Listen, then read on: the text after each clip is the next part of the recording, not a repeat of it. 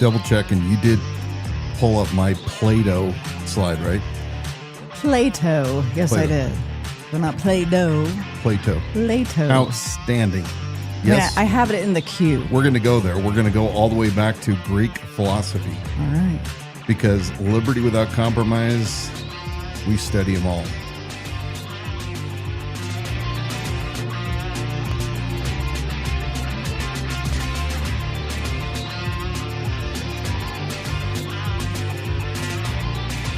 You're going to probably want to give it a little longer intro, just so that Brent Reagan, Beverly Gwinnett, Matari, Jen Locke, Neil Uhrig, all of them can log on and see the opening statements of the 39th episode of the Liberty Without Compromise broadcast. Mary White subscribed to our YouTube channel. She might not have liked we were talking about her. Hello, Mary. Quite contrary. I mean, she got a notification when we went live. They're gonna have a good show tonight. We're gonna talk to a candidate for the City of Coeur d'Alene mayoral position. Let's do it.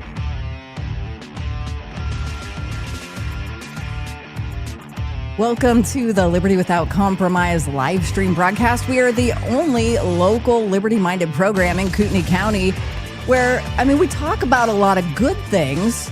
Going to be talking to some candidates, or a candidate tonight, but we also expose the political power players, politicians, and those pesky social influencers, as I like to call them, who do play a gigantic role in shaping politics right here in Kootenai County. We're your hosts, Dan and Dawna Wilson. I'm here to screen your questions and comments. You can comment, join along in the comment section on whichever platform you're joining us on tonight, whether that's Facebook, X, YouTube, or Instagram. If you're watching us live, make sure to click that share button so that goes to your page or profile.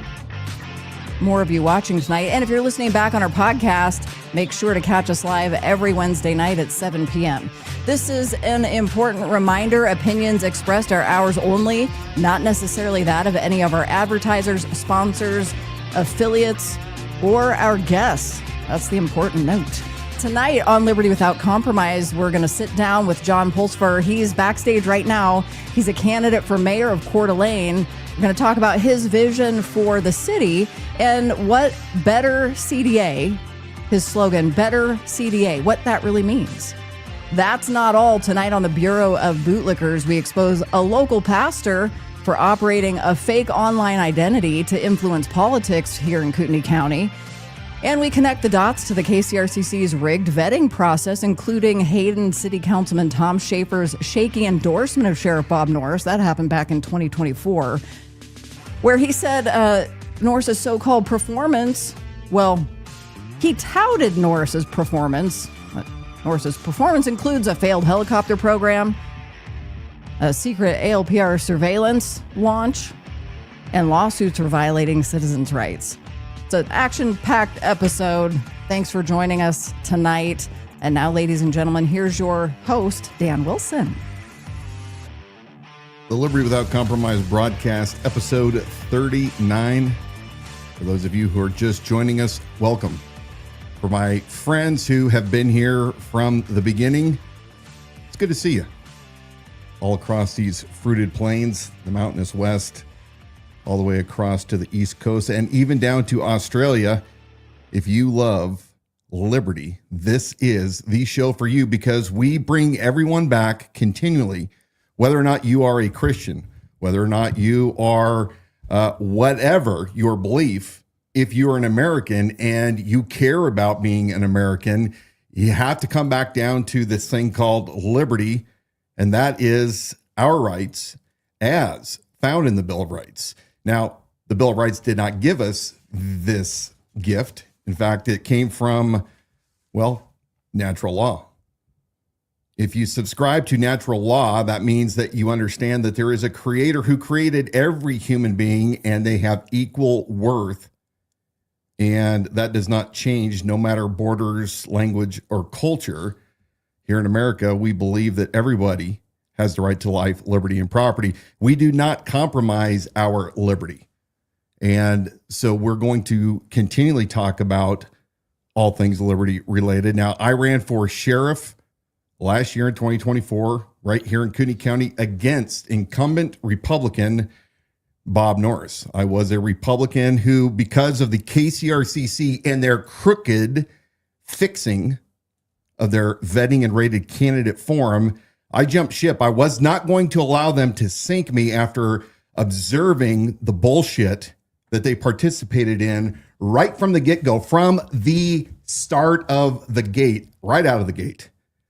And what I determined was the KCRCC as an organization overall is corrupt. We're going to talk about that in much more detail tonight because, of course, I ran as an independent and I went all the way to the election day of 2024. It was not successful. However, we made a great impact into this community, and the message has not changed. The message of liberty without compromise. So welcome, and we're looking forward to this show tonight. We do have special guest John Pulispher, and I think I may have kind of a shirt tail connection to him. Yeah, that's I didn't realize that we're going to talk about. But you know, talking about liberty, one of the things that you have to do in order to retain your liberty is you have to stay in shape.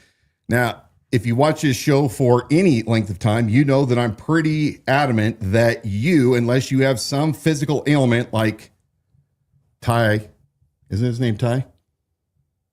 Who's the militia dude again? I always forget his name. Tad. Oh, Tad. Yeah, Tad.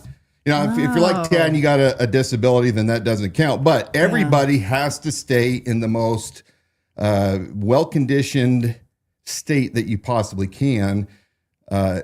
It's just a requirement. So Pete Hegseth, Secretary of Defense, or they now call him Secretary of War, he had this to say yesterday in front of the United States military.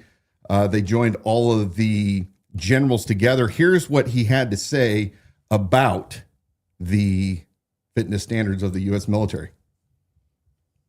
Are you playing that video? Son, serving alongside troops who are out of shape, or in combat unit with females who can't meet the same combat arms physical standards as men, or troops who are not fully proficient on their assigned weapons, platform, or task, or under a leader who was the first but not the best. Standards must be uniform, gender neutral, and high. Frankly, it's tiring to look out at combat formations, or really any formation, and see fat troops. Likewise, it's completely unacceptable to see fat generals and admirals in the halls of the Pentagon and leading commands around the country and the world. It's a bad look. It is bad, and it's not who we are. So whether you're an airborne ranger or a chairborne ranger, a brand new private or a 4-star general, you need to meet the height and weight standards and pass your PT test.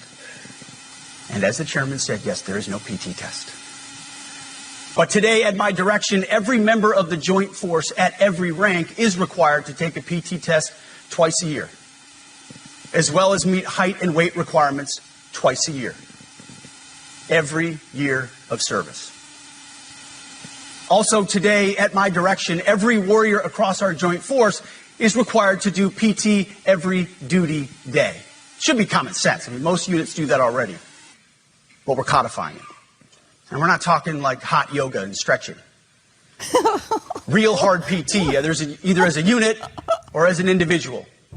At every level, from the Joint Chiefs to everyone in this room to the youngest private, leaders set the standard. And so many of you do this already.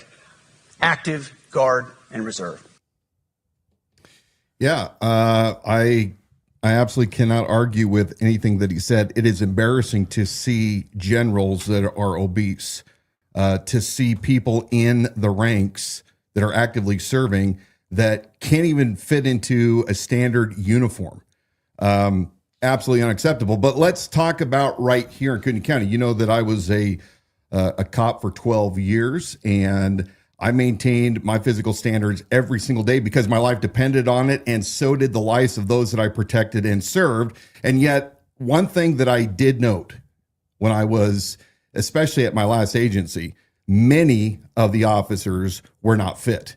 And that is unacceptable. I think it's unacceptable. When I worked at Spokane Police, we had a detective that was so obese he could not even fit into his regular Class A uniform, especially with this Kevlar vest underneath it. Unacceptable. And I think that if you get to that point and you can't maintain the basic PT requirements at least once a year, if not twice a year, then it's probably time for you to retire because, and I know they're going to argue, they're going to say, well, if we're a detective and we have a desk job, we don't need to. Nah, sorry. You become lazy, you become unfit, and it's unacceptable for our law enforcement, especially on patrol, to not be able to run a mile and a half in the set standard time, to be able to do the number of push-ups and sit-ups and sprints.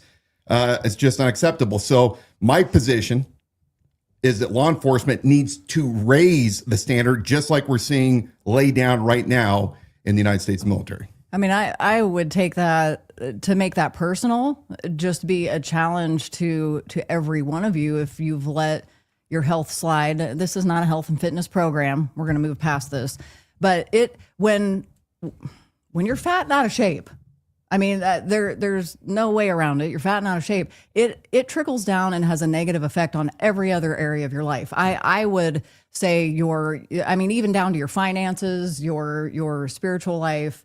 It just affects everything. And the other piece that's easy to forget or push aside is it really is going to affect how you interact with the world, because people will, that is what's forward facing to people, and it will change the interactions that you have when you go outside of your house. It just will.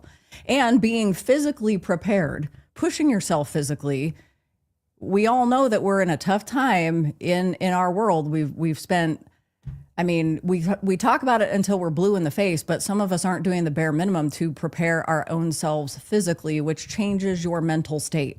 And that is does it make you invincible? No, but it will better prepare you for anything that's in front of you, including the state of our current world. Yeah, that was a very interesting video yesterday on Hegseth. He said a lot of controversial things, and we're going to conclude with this before we get to our next special guest.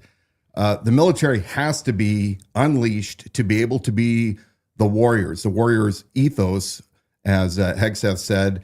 And they have to be unleashed to do the job, which is to be the most fit, feared fighting force in the entire world. So anyway, great stuff on the front there, and that was great to see. Now, we have a special guest tonight. As you know, we allow anybody that's running for office that wants to come on this show to give us their pitch, let us know, and let you, more importantly, the viewers, know who they are and where they stand. We open this up to anybody that's running right now here in the region. We've already had on Coeur d'Alene candidate for Mayor Dan Gookin, and also Woody McEvers, both running for the seat. And tonight we have special guest John Pulsifer, who is also running for Coeur d'Alene mayor. Hi, John. He just barely got his light on. He just barely put himself into the light. Let's take it from there. John Pulispher is with us tonight. He says this on his website. Jerry Seinfeld spoke at a recent college graduation ceremony and gave the new graduates some advice. One thing he said was fall in love again and again. John says, it sounds kind of cheesy, but next to my family, faith, and country, I love Coeur d'Alene. To those who know him well, it's no secret that he's been regularly watching city council, planning commission, and other city meetings over the last 10 years. Not a flashy hobby, he admits. John is in a very busy season of life with his wife, raising 4 boys ages 11 to 18. And he works as a dentist and owns Riverstone Dental Care with 2 partners who graciously entertain his constant ideas for improvement and search for maximum meaning in life. Public service and engagement is one of his core values that started when he was a young Boy Scout, earning merit badges about citizenship in the community and nation. North Idaho has been his home for 20 years. That's more than a lot of us can say. And John plans to bring in fresh leadership with bold ideas. So we welcome you again to the program tonight, John. Thanks for joining us. Why don't you tell us a little bit more about your family, any parts that I left out, your wife, your kids, maybe local schools that they've attended? Sure. Yeah. First, thanks, Dan and Dawna, for having me come on. This is a neat program that you have going. I found out about it as I saw, like you mentioned, that Dan had been on here, Woody had been on here. So what a great opportunity it is to come on and be with you. I'm taking my message really to everybody, right? I've met with the KCRCC, and I told the Kootenai County Democrats, hey, can I meet with you? I would love to share my message. So thanks for providing this venue where I can do that. So my family, so my wife and I have been married 21 years. We moved to Kootenai County in 2008. So 20 years is kind of like, rounding up, nearly 20 years. I've worked at Riverstone Dental Care for just over 17 years. We have 4 boys. The oldest is 18. He's actually down in Brazil right now, where he will be for a couple of years. And we have a 16-year-old who is at Coeur d'Alene High School and NIC doing dual enrollment. And we have a middle schooler at Charter who's in 8th grade. And we have a middle schooler at Lakes Middle School, which is interesting. I don't know if you guys have kids or have had kids go through the public school system, but our kids went to, I grew up, I went to private school from kindergarten through 4th grade. I went to a Christian Baptist school, which has a whole bunch of other interesting side stories with that. But my wife grew up going to public schools in Idaho. And as we started raising our kids, we said, what kind of schools do we want our kids to go to? And I thought, well, I turned out pretty good. Let's put them in private school first. And she said, well, I turned out pretty good. Let's put them in public school. And initially we started our kids off. There was a school called Lutheran Academy of the Master, or Lamb Christian Academy. Its name has changed. It's since moved, but we started our kids out there and had a great experience. Eventually tuition got to where we thought, wow, with 4 kids, we're not going to keep them there. And then anyways, we moved downtown Coeur d'Alene, where they were kind of zoned for Sorensen Elementary, which, if you've heard of, is really popular. And there's a lot of parent involvement and support. And they do an auction every year. It raises tens of thousands of dollars every year. And there's even an endowment now at that public school. It's a magnet school for music and arts, but it actually has an endowment where they can fund the extra art curriculum every year without raising more money. And maybe we'll talk about this later, but it just kind of makes me think there's a lot of people coming to North Idaho for the freedom, for, hey, we can homeschool our kids here really easily, and that's going to work great for our family. And I totally respect that. I don't disagree with that at all. However, I have seen, like, as parents lean into their community schools, how much community we can create, and how, like, my youngest kid, he's just gone into 6th grade, and he's had his buddies since kindergarten. They've gone through all elementary school together, and now almost all of them have gone to Lakes Middle School, which kind of has it kind of has a bad reputation in the community. When you say Lakes Middle School, people say, ooh, look out, there's drugs and yada, yada, yada. But I don't want to spend too much time on this, obviously, but what I'm feeling and learning is, like, as we lean in to our public institutions, we can make them better. We don't have to pull our kids out because of something that we don't like or we're afraid of. If something comes up, we can make them better by becoming more involved. Yeah, anyway, it sounds like what you're really talking about is people have a choice. They've come to Idaho knowing that they have freedom to homeschool, or even the discussion that between you and your wife, you each had a different set of circumstances that you came into a relationship with as far as education goes. And then you've had those choices for your kids and probably have even explored those different choices. So we may be able to come back to that later. We're on live tonight with John Pulispher for Mayor of Coeur d'Alene. That election is coming up, I believe, on November 4th. Did I say it right that time?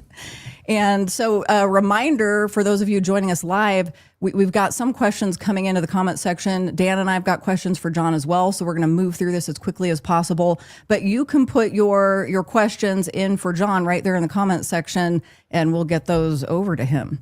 So one of the things on your website, John, you talked about the biggest issue for Coeur d'Alene being an unbalanced budget, and that being a big reason that you are running for mayor. So talk to me about that.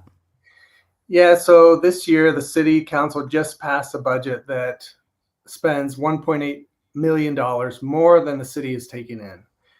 And that is after raising taxes, property taxes, the maximum available to them, 3% and 1% of foregone taxes. So that's a problem.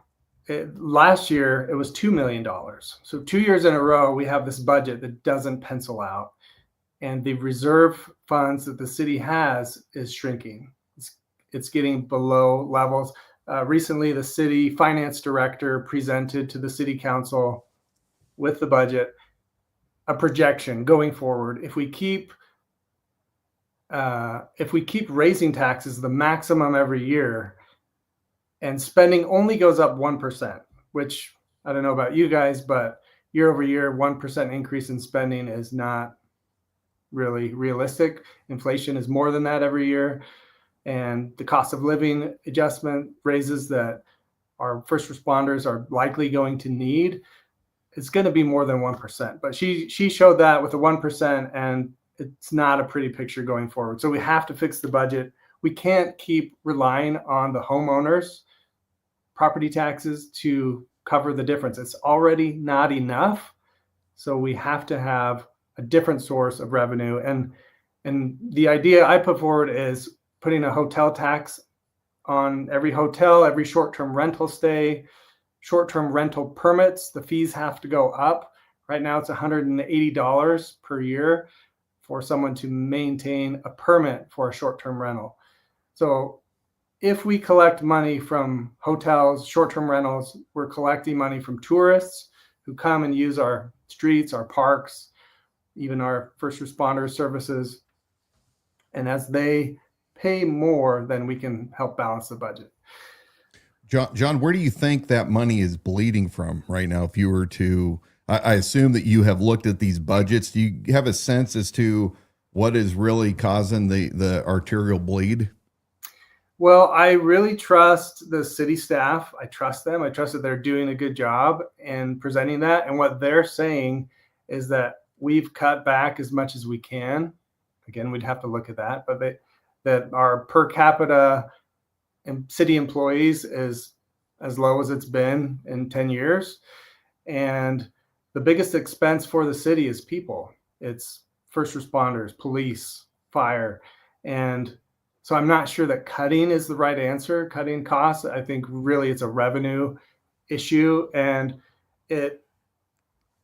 what they're saying is it's something that the Idaho State Legislature has done to where the city can't collect as much revenue from growth that it used to collect. It's like a 90% instead of 100% of new growth that they can collect as tax revenue. So part of it is you can't completely blame the city council, and I don't. I say they're doing a decent job. We just need to do 2% better, and that's what I look to bring is we're going to be 2% better. We're going to work with the hotels, the resorts, the Coeur d'Alene Resort, because really we can't make them collect this tax that I'm proposing. We need it to be voluntary until we have a change at the state legislature level. Like, for example, Sandpoint charges 14% on hotel stays that stays in the city. And they can charge that because their population is under the threshold of 10,000 people. We're above that threshold, so we need state law to be changed to where any city can vote and decide whether it can collect a bed tax or local occupancy tax. Another thing that you've said you would do is help to increase communication between Coeur d'Alene citizens and CDA's decision makers. Sometimes there are meetings that come up or things that are posted, and one of some of the feedback that you've gotten from citizens is, I didn't even know that was going on. So you're focusing on better communication. How do you plan to make that happen? So let me give you an example that is probably not going to happen anymore, but the city sometimes owns excess property and they will auction it off. Usually it's been done through the Urban Renewal Agency, Ignite CDA. So if Ignite CDA has extra land, they kind of put a notice somewhere in the newspaper. Now, I don't know about you guys, but I haven't received the newspaper. I don't know, maybe It's been a little while. Yeah. I mean, I read it online, but I can't find that notice online anywhere. So if I wasn't paying attention to the meetings, I wouldn't know if a property's coming for sale. And what does that mean? If less people know that property's coming for sale for auction, then they can't submit a bid for the property. And it's not just properties, it's volunteer positions in the city. It's leasable space in the city, like down, if you want to come to Coeur d'Alene and take a beautiful flight over a beautiful lake, there's a plane down here sitting on the water. You can do that. And that spot is rented from that company. They rent it from the city, and they have to re-up their lease. And does that go out to bid? Are there other companies that would compete for that and allow the city to get more money? So as mayor of Coeur d'Alene, what are some of the other methods of communication, maybe more modern methods that you would use? What are those ideas that you have? Yeah, so part of it, like I've been kind of pushing against the Coeur d'Alene press a little bit, saying like nobody can find it. But so one thing would be, for example, the city has a Facebook page. They could post it on there, or they could say, find it in the CDA press in this location. There could be a link to it. Some redundancy on social media. Yeah, like directing people to those announcements. Or, for example, like the North Idaho News. I think a lot of people read that. It's usually about traffic accidents or police pursuits or fires. But I think they have 140,000 followers on Facebook, or maybe more. Mm-hmm. But I talked to them. So they said, oh, yeah, we would definitely post any city notices. So I think with full transparency, people can get involved sooner, earlier. The city can get more demand for space that they have for lease. Now, John, you have mentioned a volunteer corps of chaplains. I'm really intrigued about this. I was a volunteer police officer for 12 years as a reserve officer over in Spokane and Liberty Lake. Chaplains were somebody that I held very dear to me when I was in that job. Tell me about this chaplain idea that you have. Yeah, so the chaplain idea is a specific example of one way that we can get citizens to be involved with the city, specifically with first responders. So Kootenai County has a chaplain group. The city of Coeur d'Alene does not. And if you look at right now on Amazon Prime, you can watch the video about the murders that took place at the University of Idaho. And it goes through it. They interview everybody that was there. Victims, really, not people who were killed in that tragedy, but the roommates, the parents. And the documentary goes through and it shows and it talks about how they learned that their kids, their roommates, their loved ones, their siblings were murdered. And it is really, really tragic.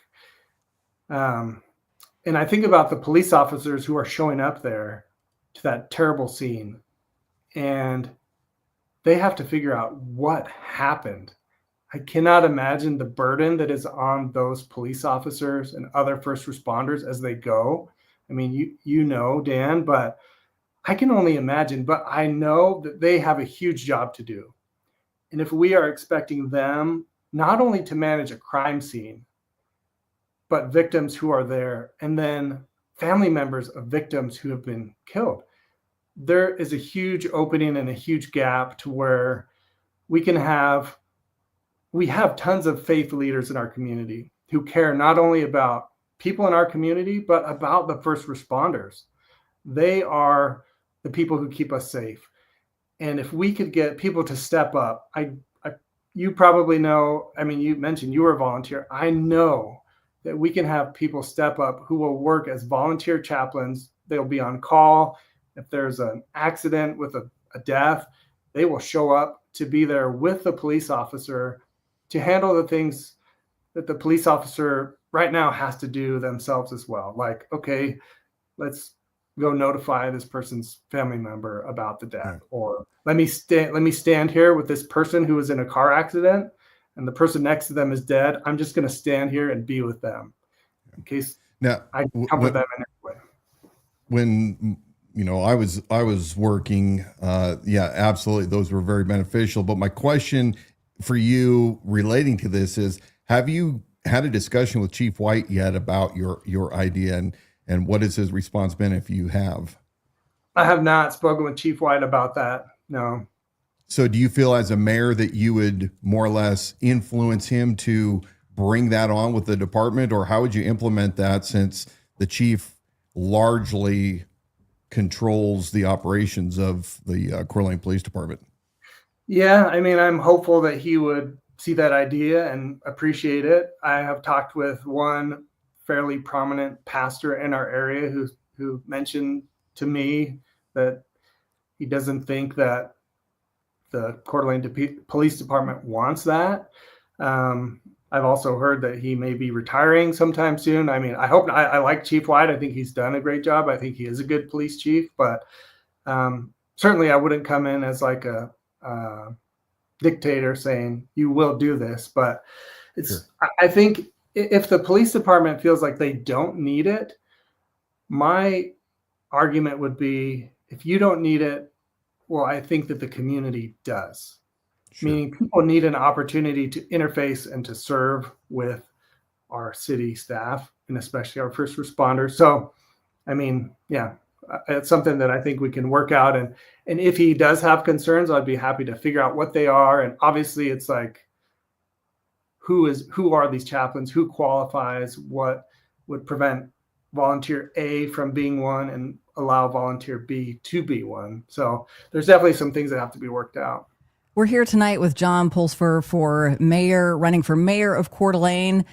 For those of you, we have a couple questions coming up in the comment section. I've got just one more for John, and then I'll let Dan handle some of these in the comment section. If any of you watching live with us have a question for John, put that right there. Doesn't matter what platform you're joining us on. Also, there is a QR code in the corner of your screen that will take you to John's website to learn even more than what we're learning about him tonight on the program. So my question for you, because I want to say we had this question for Dan Gookin as well, but you are keen on the idea of attracting more business to Coeur d'Alene. I would love to know your ideas in how you would make that happen. Yeah. So, I have 4 sons. We want to be around our grandkids eventually when we have them. We would love for our kids to be here. And if they want to go into healthcare, they can be here, no problem, right? We need a lot of dentists. We need a lot of physicians. If they want to do something in construction, they can be here, and they can be busy, and they can make a tremendous living with any of those jobs I've just mentioned. But those are a little bit limiting. It's not the full scope of options, right? So I think Coeur d'Alene has a ton of potential, not only with tourism, but I think that the best way to bring in more business is to harness the people that we have here. And right now you can go to high school, you graduate high school here, you could go to NIC and get a pretty decent education. There are maybe 12 bachelor's degree programs, more or less, that you can get here. But I think if we keep more education in Coeur d'Alene, if we create more opportunities for additional learning, that will do a few things. That'll keep our college, which means there'll be working jobs. I don't know if you go into a restaurant definitely right after COVID, it was terrible. Like, everybody's hiring. There aren't enough people to work. I feel like it's gotten a little bit better, but we need more people to work in those everyday jobs. But as those people stay here, they get their degrees. I think, Coeur d'Alene has a lot of people who start businesses, and this can be a great place where businesses are started. It can be tech companies. We have the Innovation Den downtown. So many companies could be created out of there. If the biggest problem again becomes, who are the workers that are going to do that? Do we have to outsource the labor? But if we keep the education here, then we have a supply of workers. Yeah. So keep people local. Dan, I think we have some questions coming in from listeners. If you want to field a couple of those, and then we can. Ed DePriest, councilman from up in Hayden, says, let's see if I can show it here. Can cities impose taxes on hotels, etc., without state approval? Cities have tried to get a local option sales tax, but state law prohibits it. What do you say? Yes, right. The answer is no. We cannot impose taxes, so it has to be. But guess what? The Hagedorn Corporation, they've done so much for our community. And so on day one, I'll sit down with them and say, hey, look, guys, we can't make you do this, but we need you to do this. And you can do this as a business owner. You can just charge an extra 2% or 3%, and then you can write us a big check. And we really need that. Will you do it? And then, maybe they say yes or no, but together, so I'm not against the resort. I'm not against Hagedorn. Together, we have to lobby our state lawmakers to make it to where our city can vote on whether that is something we can mandate. And once we do that and we can mandate a tax, that's going to go a long way. Awesome. Anything else you'd like to share with us that we maybe left out? There were a couple more things. I guess I was curious. You kind of touched on volunteer aspect when it came to chaplaincy, but you would like to engage volunteers in other city projects to make them feel a part of things. Maybe you can wrap it up with giving us an example of what that would look like if people wanted to get involved and you were Coeur d'Alene mayor in favor of doing that and providing those opportunities. What might something like that look like? Yeah, sure. So Bill Greenwood is the parks director for the city, and pretty regularly he says, well, I had to shut down another bathroom at a park because of vandalism. And you could imagine who's doing the vandalism. It's, teenagers or kids that are goofing off and kind of being idiots. So imagine, on the other hand, we have a ton of kids, and even probably some of the same kids that make dumb choices. They're not bad kids. They're good kids making a bad decision. But if they're with their youth group or something at church and they know that, hey guys, this week we've talked with the streets department and they know right down on Front Avenue there's a wooden bench and some of the wood slats are broken and it needs to be restained. So they've given us all the specs, and together, we're going to go buy the wood, and we're going to cut it together, we're going to reinstall it and restain it. And so that's one example of, a list of projects that the city could do that now suddenly city staff don't have to go maintain all that stuff. But, every time I walk by that bench with my son, he can say, I did that. I fixed that bench. And I'm proud of that. And hey, Dad, you think that stain is looking a little bad? Maybe we should do it again. Do we need to get permission from the streets department or the parks department to do it? And I think if we engage the community, there becomes more ownership in the city. And I agreed. People own it. They're proud of it. And it'll stay beautiful and relieve some burden from the city staff. I think it's a great way to curb the argument that people have of who really is or is not from here. It's like, well, hey, if we're all pitching in, if we're all volunteering, if I'm fixing that park bench, now my name's on it, your name's on it, so to speak, not literally. Yeah, I love the idea of volunteers. In fact, it was very near and dear to me for well over a decade. And I do think that it builds better communities and better ownership, and it teaches our youth. So I really applaud you for that, and I appreciate that. Yeah, thanks. So we began this interview with a comment that I made that I'm sort of kind of got a shirt-tail connection with you, it looks like. And I've never spoken to you prior to tonight. I know that Dawna has, but my grandfather was a second-generation brick mason contractor out of Salt Lake. And the name of his company was Rosema and Pulsifer, and his partner was Larry Pulsifer. And I asked the question. So Larry is related to you? So I do have an uncle named Larry. I don't know if he was involved in bricklaying, or he was kind of a sales guy, but was he later on working in the wireless towers? Maybe. I don't Okay. know. He passed away. He's one of my not a real. Yeah, anyway. Yeah, well, not a real common name, so I thought that was maybe possibly a connection there, but yeah. If it wasn't my uncle or if it's not my dad's brother, it's somebody else way along the line that we're related somehow. Understood. Well, hey, as we wrap things up tonight, what would you like to say before we end this interview that maybe we haven't touched on, or what your final parting comments might be? I would just say that as people go to vote this November, I think it's important not to let somebody else tell you who to vote for. I think it's important to get to know the candidates. Come to a town hall. I have one tomorrow night at the Coeur d'Alene Library from 5:30 to 6:30. And come meet people, look at their platforms, talk to them.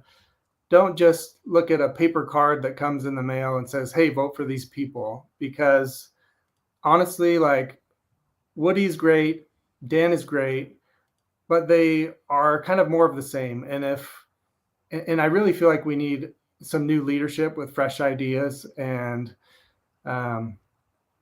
just to be 2% better. And then, Debbie is another candidate. She's pretty new to the area. So I think the KCRCC has endorsed her. She's only been here for 4 or 5 years. So, I feel like, first of all, I'm not accepting the mayor's salary, and I'm not running. It's not a career change for me. This is actually public service. So I think that's something to keep in mind. I'm not taking money from anybody. Whatever I'm spending all of my own money to share my message and my vision for the city. So keep that in mind. Very admirable. How can people find you online or social media? I've got your QR code for your website up in the corner here for our broadcast. Where else can we go to follow you, find more information? Yeah, so there's a Instagram channel that's Better CDA. Again, both of those, because it's not about me, it's about the city and making it better. So Instagram, Better CDA, and the website. That's pretty much it. All right.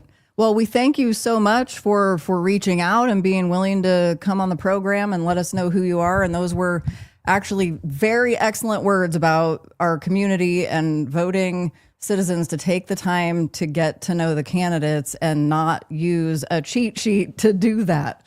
There's a whole lot to learn, and I think a lot of experience and ability that is left aside, and it is our own fault if we are not finding out for ourselves who those candidates like yourself are. So we thank you for making that sacrifice in your career and being willing to campaign and put yourself forward. That takes a lot. Dan and I have been through it. So we appreciate your service even in that way leading up to the election. Yeah. Thanks. Yeah, and if people had questions, you can if you want to send them to me, I'm happy to write out answers so they can get answers to their questions. We may have more come in, so we will definitely do that. Thank you. All right. Thanks. We'll talk to you later. Take care, John. That was John Pulsifer running for Coeur d'Alene mayor, and as he so well articulated, don't just vote down the line for that card that comes in the mail because you're lazy, because you don't want to put the effort into vetting the candidates. We got several good candidates running right now. You need to go in and view those and find out who really aligns the most with your values, with your belief on how government should be run. Who would best, here's a concept. Who would be the best to represent you? That's the question you have to ask. So thank you, John, for coming on. Now, it's been a while since we have had this segment, but my understanding is that you have quite the segment tonight. No, I do. I probably need to get to that. Our special bootlicker bureau. Yeah, it's been a little while since we in a roundabout way we've done a Bureau of Bootlickers, but this one's extra special. I want to say before we end this segment, because we're talking about getting to know who's running for office, getting to know your candidates, and what are the resources, where can you go if you're not looking at the one cheat sheet or sample ballot that's floating around that a lot of registered Republicans just take to the polls. If you say, wait a second, I'm getting kind of keen to this, and I want to look things up for myself, where can I go? One thing I noticed that was published today, I'm going to put this QR code up in the corner, but the Hayden Citizen, I just had a pop up on my screen. They just had published the Hayden Citizen candidate questionnaire, and it is 4 candidates are running for the 2 Hayden City Council positions. Seats number 2 and number 4 are up for election on Tuesday, November 4th. So they received responses to their questionnaire from Ed DePriest and Luke Summer, running for seat number 2, Sandy White running for seat number 4. They have not yet received a response from David Erickson, who's also running for seat number 4. But I thought that was good because same questions asked to the candidates, and you can read your answers and decide for yourself. Oh, you mean they're not telling people who to vote for? They're not telling anybody. Like Brent Reagan, it's just information. the coward that promotes somebody and then runs as soon as there's a little bit of heat. We're going to show this after your segment, which I've not seen yet. Oh. Can't wait to take a look Are you at what ready you have. for this? To the Bureau of Bootlickers, where we expose Kootenai County's most loyal lapdogs. Those who defend corrupt leaders, twist every argument, and attack anyone who dares challenge the status quo. These aren't just trolls. They're the foot soldiers of political power, doing the dirty work for the elite. If you've ever wondered who's really keeping bad leaders in office, look no further. We name names, show receipts, and shine a light on the bootlicking brigade. Ready? Let's drag them into the daylight. You may or may not recognize that person there on the screen. You're going to know more about him here in just a second. This is a special Bureau of Bootlicker segment put together especially for you. This is never before seen. We are watching it together live tonight. So make sure to join us in that comment section as you have thoughts and questions while we're watching this together.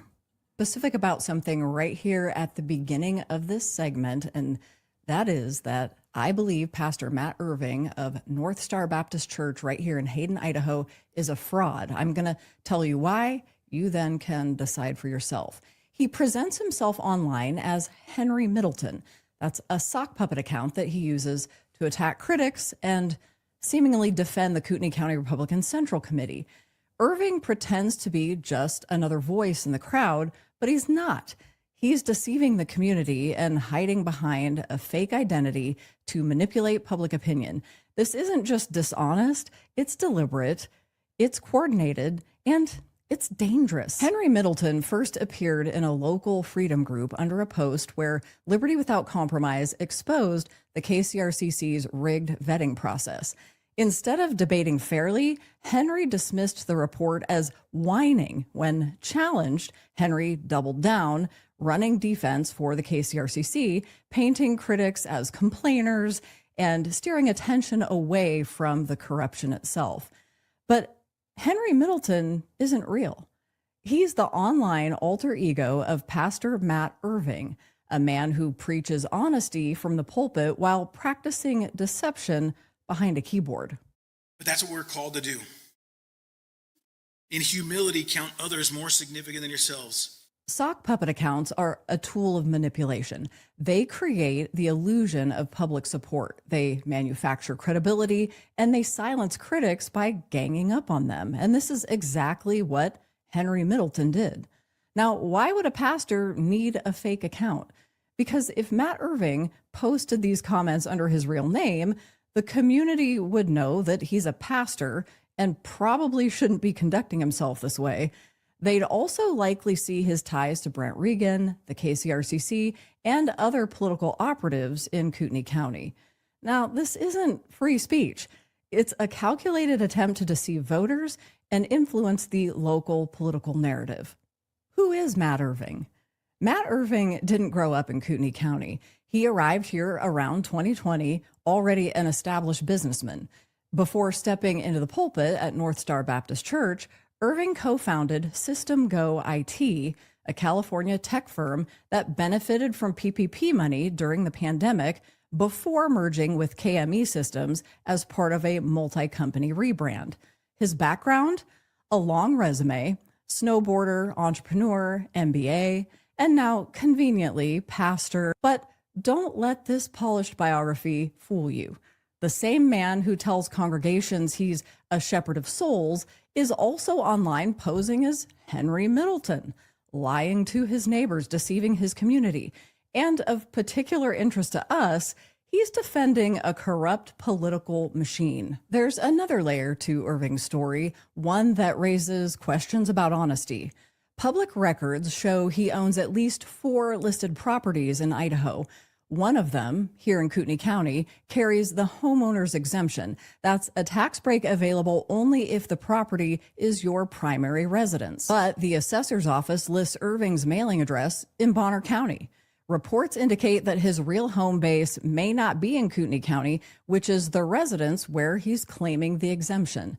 That means while presenting himself as a local pastor and community voice, Irving may be taking advantage of a tax benefit under questionable circumstances. Is Matt Irving a man who talks about integrity in public while playing a very different game behind the scenes? One more detail that adds weight to our investigation. In 2022, Matthew Irving submitted an application for a trustee seat on North Idaho College, listed under Coeur d'Alene. We don't yet have proof that this is definitively the same Matt Irving behind the Henry Middleton account, but the match is telling. The overlap in name, in location, and the fact that he sought public office fits the pattern that we've been uncovering, a man quietly reaching for influence and control. If Matt Irving, who already wields sway over political narratives under a fake identity, is also applying for official governance positions, the implications are clear. This is not just a pastor or local business owner. This seems to be someone with eyes on power, influence, and control in our region. We'll continue investigating to confirm the connection. For now, the NIC board application stands as one more piece in a growing puzzle. Matt Irving isn't just a local pastor. He's officially listed as part of the Kootenai County Ministerial Association for 2024-2025.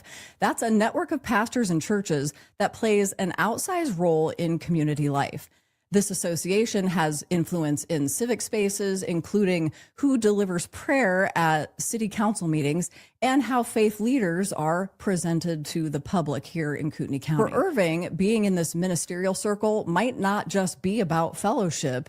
It could be about legitimacy, visibility, and positioning himself as a recognized voice in both religious and civic arenas. It adds another layer to the pattern that we've been uncovering. A man who's embedding himself into multiple spheres of influence, church, politics, and public life, all while secretly running interference under a fake online identity. This is where the story continues to get bigger. Irving isn't just trolling, he's part of a network. Brent Regan, chairman of the KCRCC, Pastor Tim Remington, and John Padula, who are both deeply involved in local politics and the local central committee. And now Pastor Matt Irving running interference under a fake identity. The KCRCC has long been accused of stacking the deck, handpicking candidates, and locking out challengers through their so-called vetting process. Irving's sock puppet account was designed to protect the system, to ridicule critics, to frame dissent as whining, and to make it seem like ordinary people actually support that corruption. Just think about the hypocrisy here. On Sunday, Irving preaches morality, truth, and faith, but online, under the mask of Henry Middleton, he mocks citizens, smears critics, and defends a crooked political system. Is this what leadership looks like? A pastor hiding behind fake accounts to deceive the very people that he claims to serve. This isn't shepherding, it's manipulation. This isn't guiding, it's gaslighting. Matt Irving is living a double life, and the community deserves to know the truth. Fake profiles erode trust. They give cover to elites and silence ordinary citizens. When someone like Pastor Matt Irving creates a sock puppet account to sway political and public debate, it's not harmless. That's fraud. Because if Irving and the KCRCC's ideas can't stand on their own, why do they need to create fake accounts to defend them? Why not speak openly and honestly under their own names? Why didn't Matt Irving do that? Pastor, businessman, deceiver. He hid behind the name Henry Middleton to mislead the community. But now the truth is out. Kootenai County deserves better than sock puppet politics. We deserve honesty. We deserve transparency, and we will keep exposing frauds no matter what name they hide behind. This is Liberty Without Compromise. I'm Dawna Wilson, and this is only the beginning. Your job is to enjoy him forever, to point others to Christ, not to seek greatness, not to seek fame, not to seek respect. Well, one little bit that I wanted to talk about once we all watched that together was Henry Middleton.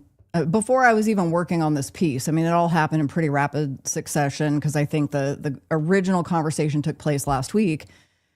But it seems as though the fake account Henry Middleton, but Matt Irving, maybe he felt a little conviction, the error of his ways, because he did delete all of those comments.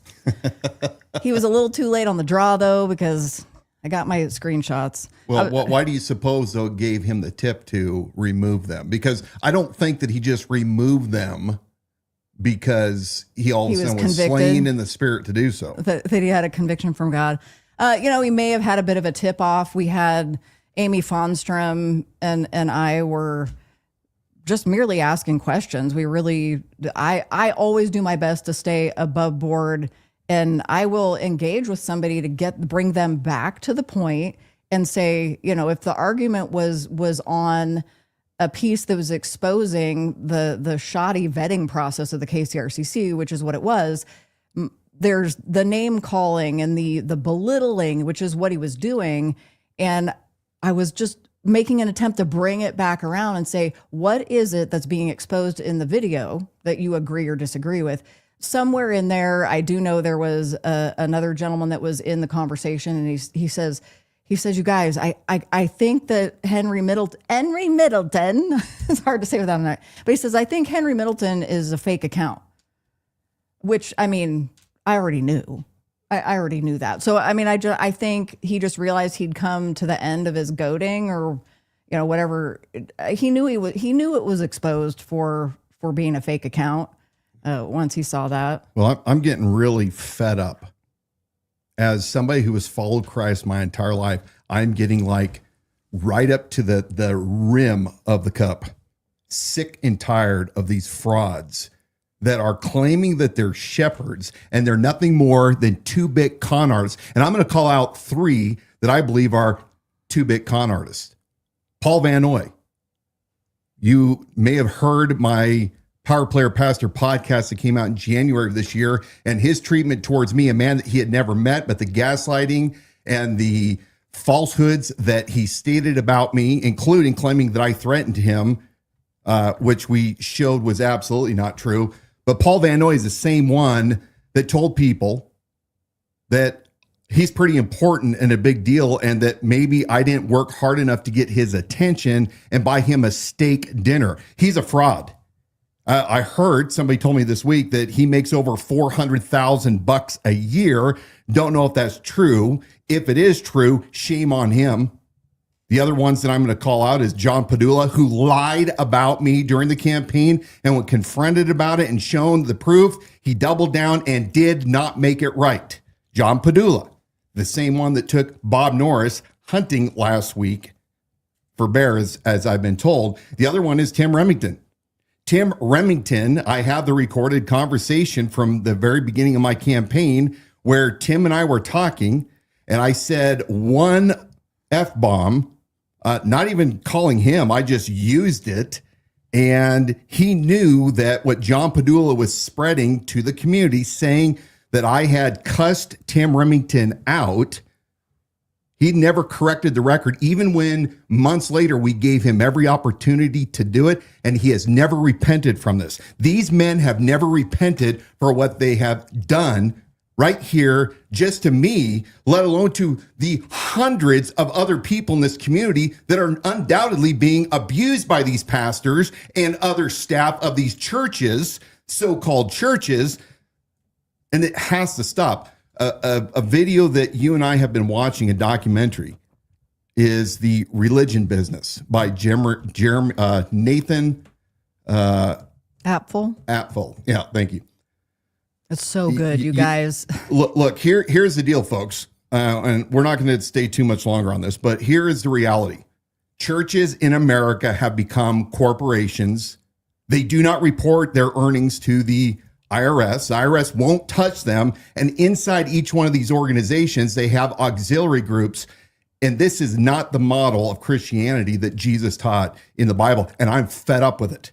I don't care what denomination, I am fed up with it. And so when Matt Irving is going to come out behaving the way he's doing, I have zero problems with anybody. I have zero problems with telling Paul Van Noy to his face, you are a fraud. I have no problem with telling Kent Mankins from Valley Assembly, you're a fraud. Or Brad Bruiser from Genesis Church, you're a fraud. I am sick and tired of Jesus Christ being used as a gimmick, as a sales tactic for all of these people to become wealthy and famous. I am fed up with it. It has to stop. And if you're going to do this in Kootenai County, Don and I are going to be on your asses hounding you. And I urge every one of you out there that knows what's going on that is evil by these so-called shepherds, don't turn a blind eye to it. Expose it to the light. It talks about that in John. You have to walk in the light. So I applaud you, as always, for your superior video and presentation on this Bootlegger Bureau special guest of the week, Matt Irving. I do. Dan mentioned The Religion Business. What that is I forget how many parts, 7 episodes, a 7-part docuseries. You have to watch it. I think it's 20. We paid the $29 to download it. I think it's $22. $22. Yeah, it's nothing. I mean, they are not a nonprofit business, but it is extraordinary production. Nathan Apfel, who directed, produced, and is on screen for this docuseries, doing all the field reporting, the investigation. I mean, he has been tracking this since 2011, I think he said. The Religion Business. There's a QR code up in the corner of your screen that'll take you right to their website. You can download that docuseries, cast it up on your screen. You have to watch it. And by the way, it's not just evangelicals. It's the Catholic Church. It's the Mormon Church. They are all at scale doing shady things. And this, I listened to Matt in his previous one of his posts that, revival is taking place. Well, Matt, revival takes place when repentance happens first. There is no revival without first true repentance. And you have to go back in American history to the Great Awakenings. They don't just happen by people coming together and singing modern praise songs and giving everybody this rock concert feeling, the feel-good stuff. It's deep-seated weeping, repenting of all of us, myself included, of the great sin that we have all individually and corporately participated in. And again, this is my liberty to say this. You may not have a belief whatsoever, but I am telling you, I know this to be real. The problems that we are facing in this country, not only from the federal level to the state level to the local level, is a lack of repentance, a lack of following God's principles. The same God that says everyone is equal and equal of worth that the founders referred to in the Constitution, the Declaration. It's astonishing to me how something has been so perverted. And think about, we've said this before, but with all of the churches throughout this entire country, if they were truly all working the way a biblical model says they should be, this country would be changed. You would not see the political violence that you are seeing right now, because our communities would be absolutely 125% changed. So that leads a reasonable person to conclude the majority of the churches out there, probably even the one you're going to right now, the so-called building, it's probably not preaching the truth. And people are going to be on the road to destruction. All right. I'm not a theologian. No, one thing Nathan Apfel says, it's the last time I'll mention it, in the Religion Business docuseries, they start to discuss how the organization takes over the organism. Yeah. So the church is a living, breathing organism, the people, but the church as an organization has absolutely come in. And, it's the way that the church really almost holds more power than a political machine. It is the number one thing. It drives politics. It drives politics. Yeah. It is the number one thing that will group people together. It is the number one thing of any other, of theater, of any other interest, of athletic sports, any other kind of group. Religion is the thing where people will gather in the greatest numbers. And right here in our own county, those embedded in politics know that kind of power that the local churches have. And that's why you have to be smart about why you're being led to go where you're going. Who it is that brought you there is sitting next to you and encouraging you. Yo, you got to come to my church. You got to know my pastor. You got to be like, we're the biggest, best involved in the community, like influential. Well, yeah, they are. And there's a reason for it. It is the power and influence. Not in every case. It doesn't mean they're all bad, but that is the direction that we're headed. All right, that's that. The individual segment where we expose this local pastor, Matt Irving, fake profile, that segment will be available on YouTube right after the show. I'll also put it there on the Facebook page as its standalone segment. So I know some of you were mentioning, hey, this needs to be like shared community wide. You'll be able to do that, just the segment by itself. So we'll do that right after the show tonight. One of the world's greatest philosophers was a Greek, and he lived several hundred years before Christ. You may have heard of him before, Plato. He wrote Plato's Republic, kind of retelling Socrates and Socrates' philosophies. But here's a great quote that I love from Plato. And he says, one of the penalties of refusing to participate in politics is that you end up being governed by your inferiors. We have been talking for over a year. Our opposition, Don and I share this without any hesitation, our combined disdain for the Kootenai Republican Central Committee, the way they are currently structured and run under Brent Reagan.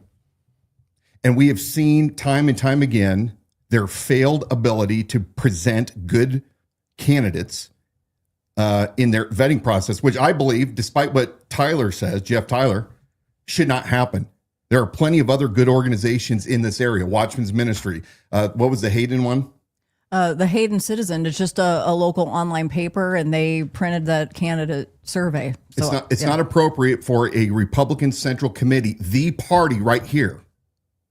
They don't get to say who is and who isn't a Republican, but they are using their power, influence, and money to collect for themselves a bunch of kings. And we're going to replay some of their failures. In my opinion, one of them is a complete failure. Two of them are complete douchebags. One, I think that when you listen to him, it'll give you a reason to question why the KCRCC, once again, refuses to have any debates for their candidates. We just had a candidate on that apparently, I didn't ask him, maybe you did. Was he an interviewee with the KCRCC's vetting and recommendation committee? Yeah. But they absolutely, it's funny, they will go ahead and they will recommend in nonpartisan positions, but yet when it comes to Republicans in a Republican or a partisan race, they have no problems of saying, we have to stick to the Republicans. We have to stick to the Republicans. I never positioned myself nor petitioned them to choose me instead of Bob Norris after I switched to an independent. But it was relayed to me that was not out of the question, that it had been done before. But here's the whole rub, guys. That is Brent Reagan and his quasi-control over that organization and his leadership. And I hope that he gets toppled sooner than later. They are picking some real turds. And I would advise you to not go down the line and just vote whatever that voter pamphlet comes out. And by the way, how in the world can they say on this recommendation sample ballot? I mean, where the hell is the Secretary of State? They're walking a fine line. Yes, they're walking a hell of a fine line. But once again, if you're a Republican in this state, apparently laws and oversight does not compute or matter to you. It doesn't qualify you to have anything looked at because, you're supporting Dorothy Moon, you're supporting Raul Labrador, and you're supporting the system that should be overseeing you, but nobody's going to do anything. Like, where is the Bob Norris investigation that Raul Labrador was supposedly doing over the actions of Bob Norris at the town hall back in February, where he is now facing $7.5 million in tort claims, as well as a lawsuit from Penny Collinson. So let's play this next video. Do I need to hit play on that, or do you? No, I'm gonna have you. I can do the one thing that our candidate for mayor, and I won't say his name right here because this is my words, not his. Again, our opinions don't necessarily represent that of our guests. But one thing that he did mention was that the KCRCC endorsed candidate for Coeur d'Alene mayor is fairly new to the area, and seems to be lacking experience. So that's just something. Go check it out. And for this yourself. is where it's a crock of shit. Maybe there's a candidate survey there on her website where there's an interview where she answered questions. And I know for a fact Watchman Ministry they're going to be publishing their candidate, both surveys and video interviews. And I know that she did participate in that. Mm-hmm. So that should be very telling. Well, look, the entire KCRCC, well, I shouldn't say the entire, that's always being unfair to those on the KCRCC that were very much for me and very supportive and we're fair. But a lot of them, I don't know. Maybe I'll just leave it at that. Leave it at that. Yeah, okay, let's bring up this video. And if you people don't, you will give me my time. You told Christians not to vote for me. You judged me by my faith. You will not. No. Give him his time. Give him his time. Thank you for the YouTube moment. Okay, this, and I didn't do a good job setting this up. We're going to show you some of the past and current KCRCC recommended candidates. We're going to show you how they behave in public. What you just saw there is Terry Seymour, who they just endorsed earlier this year for, hospital board? I think it was for the Kootenai County Health Board. Which wasn't really even a thing. But they did put her on the ballot, and you see her ripping the mic violently. Let's call it what it is, folks. She violently yanked that microphone out of Dan Gookin, City Councilman, Coeur d'Alene, and part of the KCRCC himself. We're going to go ahead and watch the rest of this, and it's about 10 minutes. We'll break it up, and then we'll have some parting comments. That was Terry Seymour, who took away my right of speech right here, a member of this committee who refused to condemn race. Coeur d'Alene School District trustee resigning after she was reportedly arrested for DUI Easter Sunday morning. The Kootenai County Sheriff's Office says Allison Anderton was booked into and then released from the Kootenai County Jail by Post Falls Police. According to court documents, Anderton was pulled over near Beck Road and Expo Parkway. She reportedly was showing signs of impairment. And when police searched her vehicle, they reportedly found a burnt piece of tinfoil and a dollar bill with white powder residue on it. In a statement, the Board of Trustees said they were grateful for Anderton's service to the district. They also said they'll discuss that vacancy at their meeting May 20th. So now the question becomes, who is David Riley? Why does he matter? Well, first off, he's a Kootenai County delegate. In the GOP convention this past weekend, Riley had a say on the official GOP party platform, just like any other delegate. And this behavior is not in a vacuum. In 2017, Riley attended the Charlottesville Unite the Right rally, where advertisers then boycotted his father's radio station in response, forcing Riley's resignation. After that, he moved to Idaho. Riley ran for Post Falls School Board in 2021. He lost that election by 6 points. And now Riley running for governor as a Democrat write-in candidate.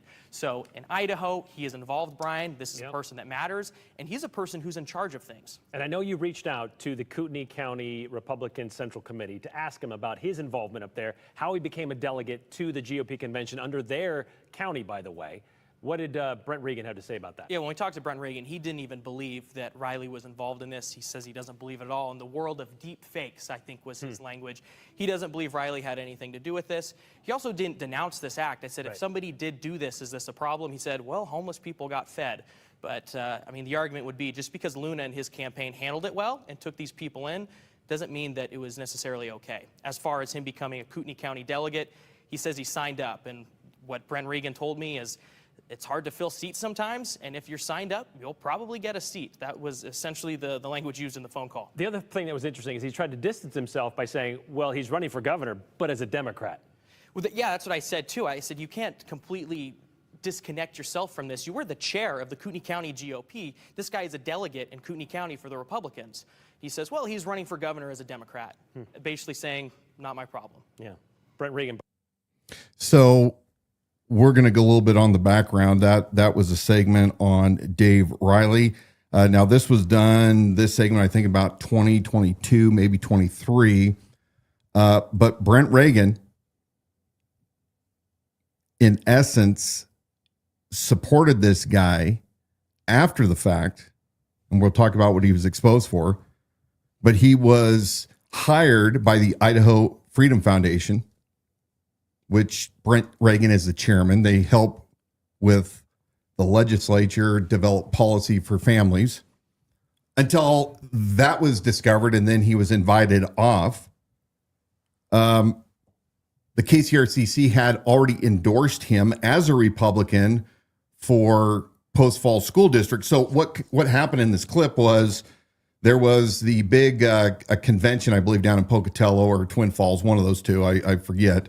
But in essence, Dorothy Moon, who is the current chair of the Idaho Republican Party, was running for that position against Tom Luna. And Dave Riley, who by this time was well embedded with the KCRCC, decided that he was going to play a prank, and it was a pretty cruel prank. He had a bunch of, along with Aaron Bernard, we find out later this year, Dave Riley tweeted in a online fight with Aaron Barnard with the Kootenai Spectator, one of Paul Van Noy's Candlelight Fellowship's, advisory committee. Yeah. That what they did was godly woman. They took this flyer that said, hey, free food. They took it to a homeless shelter, free pizza. And they happened to put the address and time of when Tom Luna was having his campaign event. And then you had all these homeless people and some individuals and some with families that all showed up at this event and found out that they were punked. The Dave Riley, while he was there as a delegate, my understanding is, for the state convention, was performing this crap. And now you see, Brent Regan going, I don't know. He personally didn't think he did. I don't know. Now, and by the way, he goes to Dave's church, is my understanding as well. Don't you have the screenshots of those two exposing each other for having been in on that? I just throwing that out there because it's not. Tom Luna, being a class act that he was, they immediately pivoted and bought a bunch of pizza. But, this is the kind of behavior from Kootenai County Republican Central Committee recommended individuals. So you first had Terry Seymour, who, this is the least of what she did, but she's violent. She's mean in public. You have the Anderton lady that was caught DUI and snorting coke or something in her vehicle, another KCRCC endorsed person. You have Dave Riley here that was endorsed, and we know that he was endorsed back for the school board, but then he decides that he's going to prank everybody again and run as a Democrat for governor. And Brent Regan, I don't know him, but then he hires him to help do work on the side. Brent and Dave are probably like this. And, we know there's a fight between him and Stephanie Fetzer and Paul Van Noy, but for who's going to take control of the Republican Central Committee. But let's go ahead and play this next one. If you've watched this show for any length of time, this next video clip, and I'll probably jump a little bit ahead, it'll bring back some memories. So I'm going to go ahead and start it up. By the way, chairman of the Kootenai County Republican Central Committee, also a chair of the board of the Idaho Freedom Foundation. So it's all kind of connected if you kind of follow the lines a little bit. Safeway? How about the massage parlor? Yeah. Okay. How long were you in there? An hour. Okay. You know how I know that? No. Because we're watching that place. Oh. So, I'm not too awful concerned about the traffic violation. What I'm trying to do is get more information about the massage parlor. Because I know what goes on at those places. Yeah. I actually reported it. Had you? Yeah. Then why are you going back in there? Well, whoever's there now I just get in so much pain. I mean, I just literally, like, I go to the chiropractor 2 or 3 times a week. Okay. And I just get in so much pain that I've just got to get a massage. It's that bad. I mean, literally, my neck, my sacrum, my iliums, everything. Okay. But you reported this? I've reported it twice. To whom? The Coeur d'Alene police. So if I was to run your information on my computer, I'll be able to see that you reported what? I actually met with people at my restaurant. I have Angelo's restaurant. Yeah, I know. I met with them and I told them what was going on over there because I went over there. What's going on there? What's going on over there, where I just went there, that's not going on. Oh, it is. Well, that's it's why not we're going sitting on with it. me. Okay. But they actually ask you, can I massage this? Massage what? That. Penis? So to they even manipulate try to you, touch it sexual contact, whatever you may want to call it? Okay. Yeah. So I've been there, so they have some different people in there. And, now? And, yeah. Since when?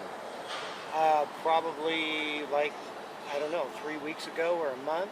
Okay. That place up there, I don't go there anymore. They do it to me. Which place up where? On 95. They did it like 3 times. They were like 3 times they tried to touch me and ask me and money and everything. Same place at my restaurant. I have Angelo's restaurant. Oh, I know. They park at your restaurant, right? Walk across the street. Well, I've been in there and I don't go in there anymore because they do the same thing. Yep. They touch me and they ask for money, and then that place actually where I went, they've done that before, but I don't do it. You don't partake? No, I don't. Okay. That's not what I'm there for. Okay. What other establishments have you?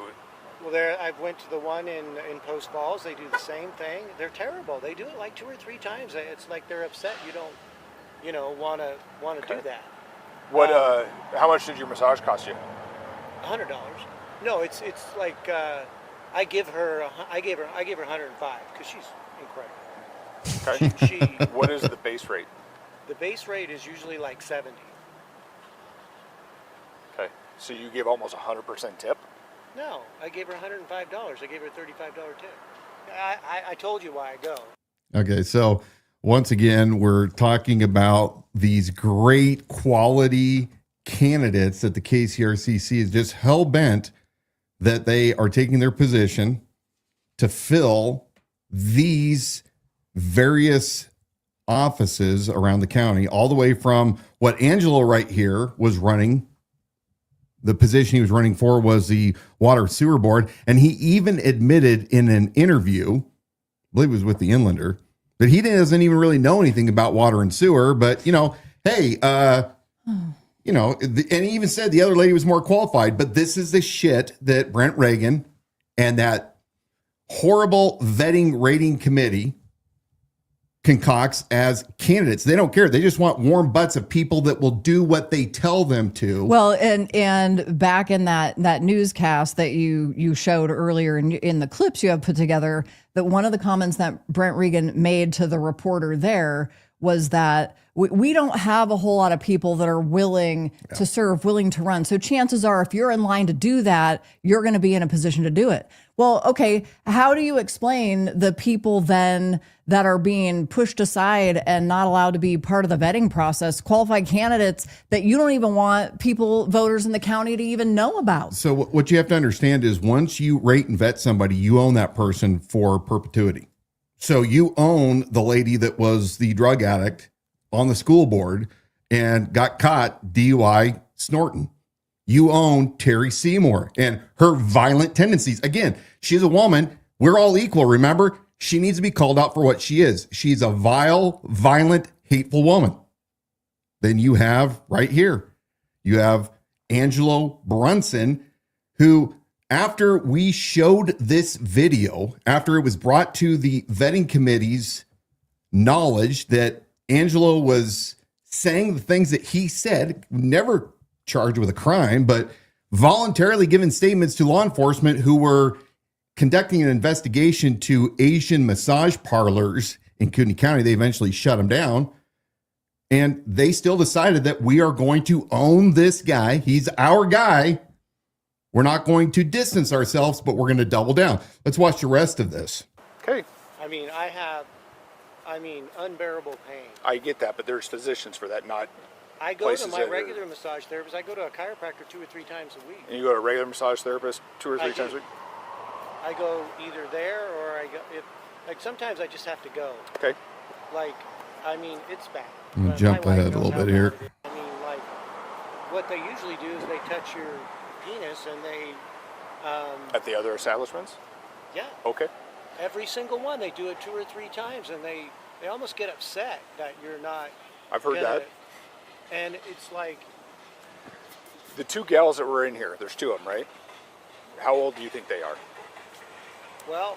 If you had to guess. There was a young gal in there. She's the receptionist. She doesn't give massages. She looks really young. She looks like she's like 14 or something. She looks 14? Then the other one's probably, 20-ish, 20s, you know what I mean? Okay. 14 and 20. But yeah, I'm not doing it for that part. I know it sounds funny, but fishy, but I'm not. Okay. And I say no even when I go into a place, and then they literally ask me 2 or 3 times. Right, from those places. Yeah, well, really obviously, would. I hate to have to go there. It sucks, man. And obviously, yeah, I've got to stay away from there. I know the other places are probably quite a bit more expensive to go to. However, I give my massage therapist $100 when I'm done. I go to confession too, and I have to confess this because it's a sin. You know what I mean? Because which part? Well, just going into a place like that, it's not a legit place. You know what I mean? And but the one you're going to is legit, though, right? Well, it's still it's still like it's not. No, it's not legit. 5007 nothing happened. And I get that you're not partaking in it. What I'm mainly looking for is the offer. But it's still not legit. It's like she's never offered me anything. Okay. But usually they do, and but not at this place. No. Okay. No. Okay. Do you have any questions for me? So you came.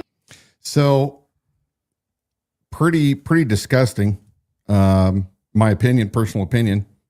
I would call that a perverted individual, especially if you're too stupid. Although I don't buy it, that there's somebody that's 14 and 20 that's there, and we're not going to beat this up. If you want to see those 2 episodes where we went extensively, the entire traffic stop, the entire video showed you much more. Go back to May under the Italian Job? It's the Italian Job that's on our YouTube channel. At the Idaho Sheriff is the name of that YouTube channel. Subscribe there and then look for the video, The Italian Job, and you'll see that full frame body cam footage and be able to hear from Angelo Brunson himself. He was KCRCC vetted, running for water and sewer, what is it, board? Yeah, water and sewer board. Angelo said he didn't know anything about that position or running for office, but Andy said, well, he knew about the sewer because that's where he's from. Look how much blowback we received from broadcasting that originally, too. People that missed the entire point. No time did we ever say the guy was guilty of anything, but it's interesting because we've heard rumors of people that are in conservative groups that admit to going to these establishments with their partner, with their spouse. Yeah. To try to, I guess, lessen the... Yeah, it's not a big deal. Not a big deal. Seems like something other than what it is. All we're doing is letting the guy run his mouth. Yeah. He was running his own mouth. But yeah, it is wild to me, those members of the KCRCC that were coming back on different social platforms. Those are your social political influencers. They were doing it on X, their Facebook. You mean, oh, what? There was nothing to see there. He reported it. Yeah, but all KCRCC fans, instead of the truth, instead of what's just, what is true, what is noble, they want to just be supporters of people that are like them. And maybe they do that because they themselves are evil and they like the idea of evil people governing them. Now, This last one was specifically handpicked. This guy is a current city councilman up in Hayden, Tom Shafer. Got the KCRCC endorsement, is my understanding, and is a huge fan of Bob Norris. Ed DePriest stated last week in the comments, who is a councilman as well and serves with Tom, that Sandy White and Luke Sommer already received the endorsement of the KCRCC. And Luke, of course, is running against Ed DePriest, but they refuse to have any debates because, as we found out, the KCRCC will not allow any mano-a-mano debates because they realize that doing so would expose how horrible their choices are. These people they supposedly vet, they don't vet, they choose who they want, not based on talent, experience, what they have to offer. It's 100% who's going to lick the boots of Brent Reagan and many of the KCRCC. And this last guy, we're just going to show a little snippet of how much he had to wipe his chin after saying what he had to say about Bob Norris. Out to Sheriff Norris's re-election kickoff campaign. Tell us a little bit about that. Well, we came here for the second half because we went over and listened to his opponent the first half. And I'm much more impressed with Sheriff Norris, not only because of what he said tonight, but also his demonstrated performance over the past 4 years. He does say he's running on his record. What part of his record is most attractive to you? Well, for me personally, because I came from a far-left liberal city where the sheriff became an appointed position by the county executive. When we moved over here, I was really fearful of that because really the county sheriff is the last bulwark there you go, Tom. To defend every citizen's inalienable constitutional rights. And back in Seattle, where we came from, we had the city cops violating everybody's Fourth Amendment rights during COVID, which was absolutely wrong. We need constitutional sheriffs who will, and by the way, there's no such thing as a real constitutional sheriff, but they're the closest thing to being constitutionally authorized, who will say no and will be answerable to the people who elect them. I think Tom was sipping the sauce. So, yeah, it sounds like he's a drunk to me, or maybe he had a stroke, but I'm going to guess probably a little bit inebriated. What do you think? Look, Tom, here's why I laugh, because all of you guys, you run in circles. We know that you are tight with Matari, Special Deputy, County Commissioner Bruce Matari, Bob Norris's former campaign manager. We know that you guys are all close. And it's my understanding that Tom ran when he was running originally for Hayden City Council. He was speaking out that he was going to be against growth and against HURA. And I'm getting reports that he kind of did a 180 and completely shed that off. But, you know, in that clip, and granted, it was a year ago, year and a half, he was saying, you know, Bob Norris is such a great constitutional sheriff. And he gave us a little pep talk on what a constitutional sheriff is. Hey, Tom, you blow hard. You absolute blowhard buffoon. Why don't you articulate exactly how Bob Norris was a constitutional sheriff? Oh, I know, because Bob Norris just told you that he was a constitutional sheriff. And, you know, it's funny because that event that you were saying that you came away from, weren't impressed, was laughable because that was my event that we held in Coeur d'Alene same night. And it had to do with my trip down to the unsecure Arizona border, January of 2024, where we exposed and showed hundreds of military-age males from Africa and the Middle East coming across the unsecure Arizona border. And we reported on that right at the beginning. I was the only sheriff candidate that was boots on the ground, seeing up close and in person. Went down there with Sheriff Mark Lamb, former Sheriff Mark Lamb out of Pinal County, and his son, Cade. Tom, what did he have to say about the Constitution other than I'm a constitutional sheriff? And by the way, has your attitude on that changed since you publicly stated this for Charity Joy of the Kootenai Journal, bought and paid for by Brent Reagan and Bob Norris? Did you ever retract your support when, you know, you said constitutional sheriff stands up for everybody's constitutional rights? What about the rights of Greg Johnson and Teresa Bornpole at that infamous town hall meeting. Look, in conclusion, because I've been told many times over the past several weeks that despite the fact that I've told you guys one thing, I have to keep saying it over and over and over and over and over again, just because sometimes it takes that long for these things to sink in. And sometimes it's because we have new listeners. So if you think that I'm a broken record, oh, well, tune off. I don't care. But yet here you are. Here you are, Mary White watching us. Here you are, Brent Reagan watching us. Bruce Matari, we see you constantly peeping on our show. We can tell when Bob Norris does it, Bruce Matari. For somebody that you guys aren't concerned with, Jen Locke, you guys sure look at every story that we put out there on Facebook, on Instagram. But we're on to you because I'm not owned by anybody. Donna's not owned by anybody. I'm a carbon copy of the founders, the spirit of the founders that said, I'm accountable to my God, and I'm accountable to the truth, and I'm not going to be controlled by anybody, which means I don't care if you're a pastor. I don't care if you're the chief of police, the chair of the Kootenai Republican Central Committee, whoever you are. It means nothing to me if you are doing wrong. Here's the people in this community that I love. I love guys like Nate Lewis from The Innocent, that is actively working to eradicate human trafficking out of the entire country, but also here in Kootenai County. When Bob Norris goes on local podcasts of Seth Horst and says, there's no human trafficking taking place in Kootenai County. And those former law enforcement officers that are part of that podcast just sit and give that man a pass. But you have guys like Nate Lewis that are involving law enforcement and giving them the tools to go out and eradicate this from among us. There are so many people in this community that are doing well. I see you. Donna sees you. We applaud you. And more importantly, your Father in heaven sees this. Let's go to some of these questions or comments before we hang up for the night. Let's see. I'm going to go through a couple of them here.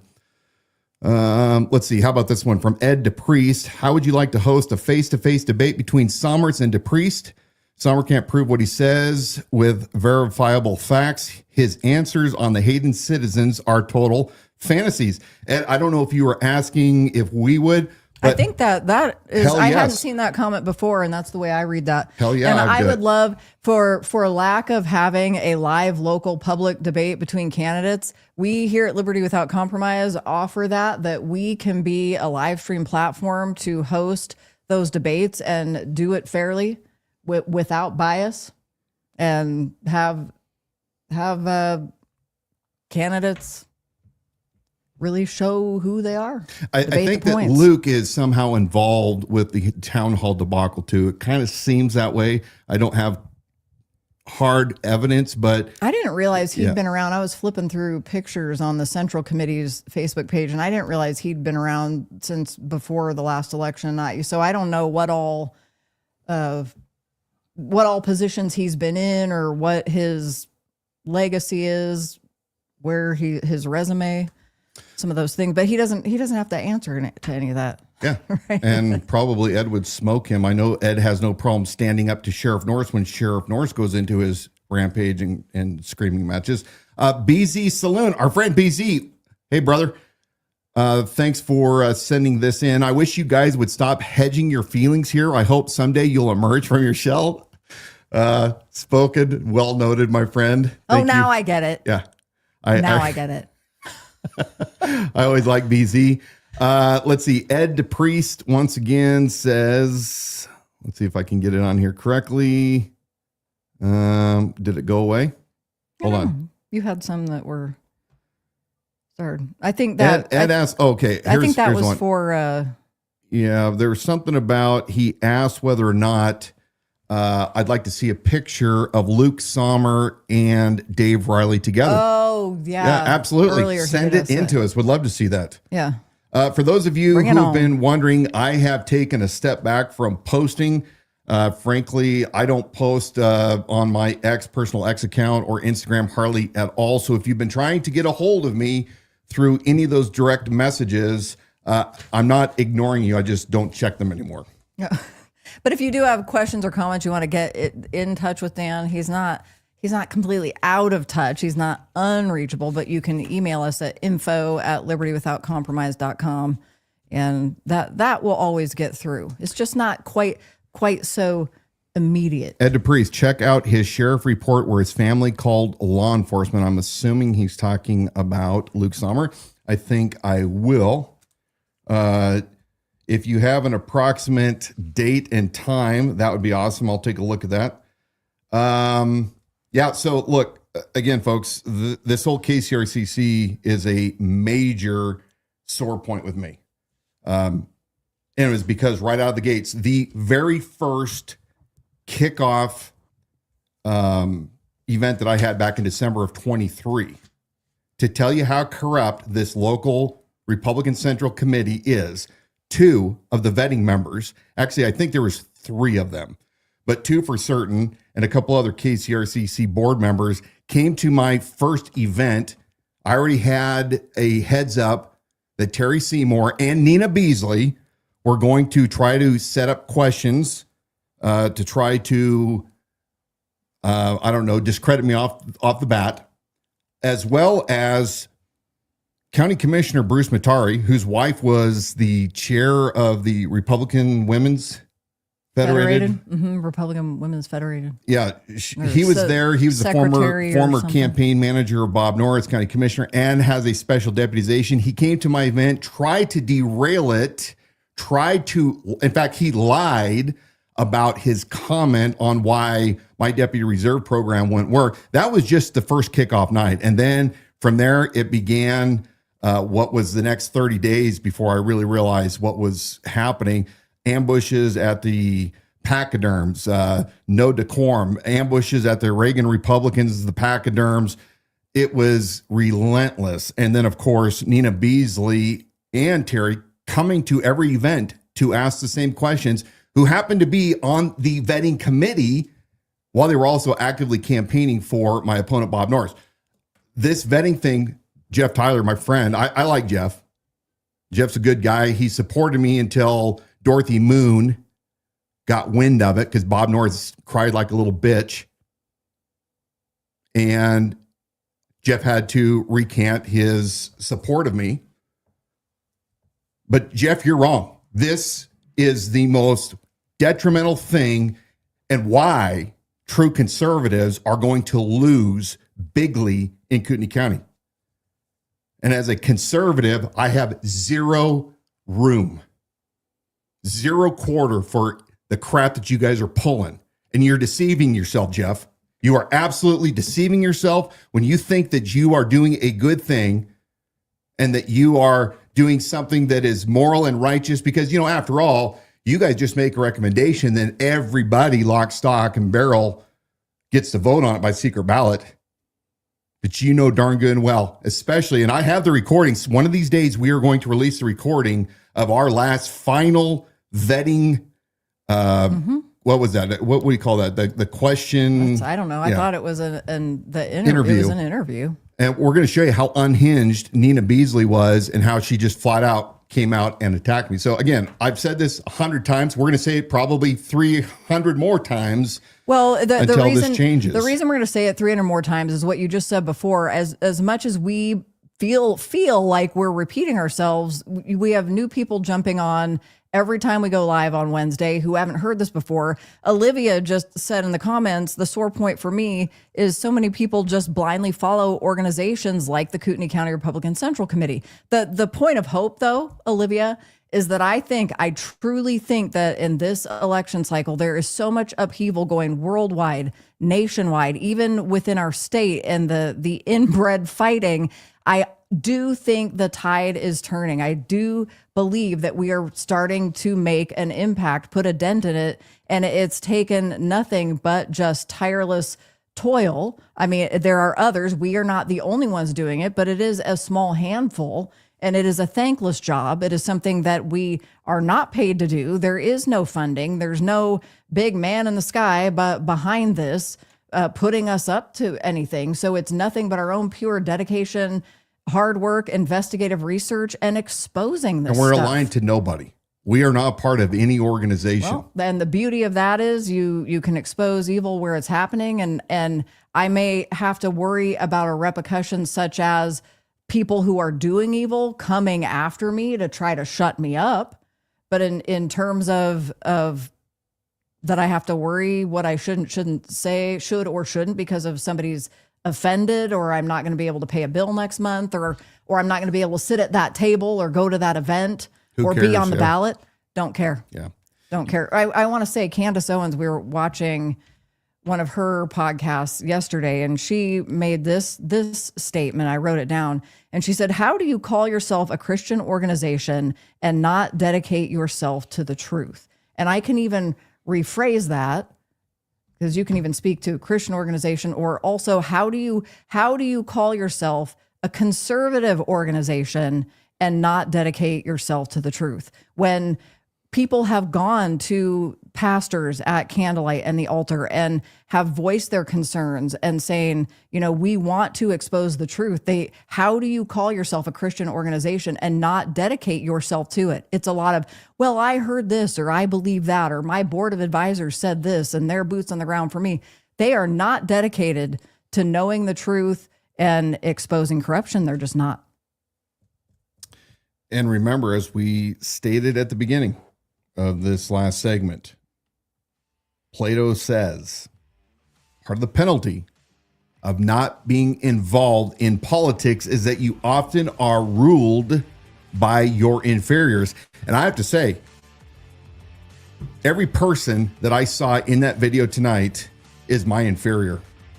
I can run circles around every last one of them. And so many of you out there could do the exact same thing. We're going to talk next week. We ran out of time. What is a statesman versus a politician? It is something that we have forgotten about. But I'm going to say just about every person inside the KCRCC in office is a freaking politician. It's time that we take it back. We pull that rug out from under them and do the right thing. This county needs leadership, and there is none that I've seen so far. But we're going to continue to push the message of liberty without compromise, because, hey, my founders, my forefathers, they weren't fearful men. They were courageous, and they dedicated their lives and their fortunes and their sacred honor. If you don't know about our history, I encourage you to go to Hillsdale and sign up for their free online courses on American history and the U.S. Constitution. Go to Chris Ann Hall and her organization as well.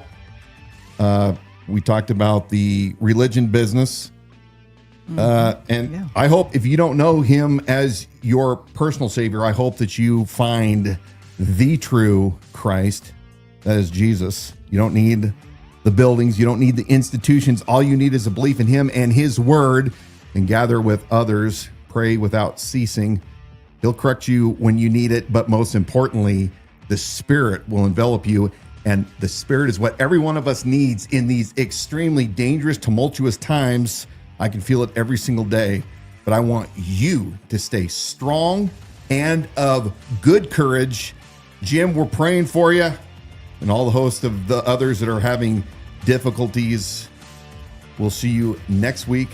Same time, same place. Donna, take it out. Thank you for joining us tonight on the Liberty Without Compromise live stream broadcast. You can visit our website to watch past episodes and view exclusive reports. The Bureau of Bootlickers, exclusive reports just like that one you saw tonight, you can view on our website. That's at libertywithoutcompromise.com. Use the QR code right up there in the corner of your screen.